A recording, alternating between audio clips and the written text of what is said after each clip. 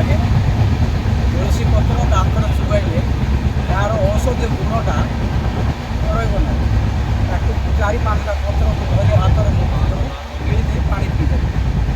ଆଉ ଔଷଧ ଖାଇବାର ଗୁଣ ମଧ୍ୟ ଅଛି। ଚନ୍ଦ୍ରରେ ଔଷଧ ଖାଇବେ, ଚନ୍ଦ୍ରରେ ପାଣି ପିଇବେ, ଭାତ ଖାଇବେ ସୂର୍ଯ୍ୟରେ, ତାପରେ ସବୁ ଭଲ ଡାଇଜେସନ୍ ଠିକ୍ ହେବ, ଝାଡ଼ା ମଧ୍ୟ।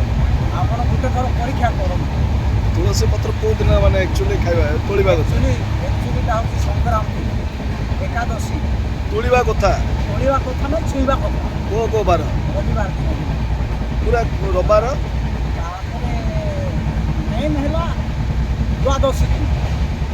ଆମର 2ଟା ଦ୍ୱାଦଶୀ ରହୁଛି, ଶୁକ୍ଳପକ୍ଷ ଦ୍ୱାଦଶୀ ଆଉ କୃଷ୍ଣପକ୍ଷ ଦ୍ୱାଦଶୀ।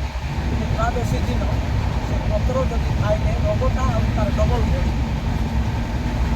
ଆଉ ତୋଳିବା କଥା କେଉଁ ଦିନ? ତୋଳିବା କଥା ଭୋଗ ଦେବାକୁ ହେବ, ମହାପ୍ରଭୁ ଦେବ। ତୁଳସୀ କେଉଁ ଦିନ ମାନଙ୍କରେ ତୋଳିବା କଥା? ଏ ଦିନମାନଙ୍କର ଛାଡ଼ିକରି ଆଉ ବାକି ଦିନ ସବୁ କରିବ। କେଉଁ ଦିନ? ଦ୍ୱାଦଶୀ, ତାପରେ ରବିବାର, ତାପରେ ସଂକ୍ରାନ୍ତି, ଅମାବାସ୍ୟା, ଏ ଦିନ ତୁଳସୀ ଛୁଇଁବା କଥା। କିନ୍ତୁ ପାଣି ଦେଇ ହେବ, ପାଣି ଦେଇକି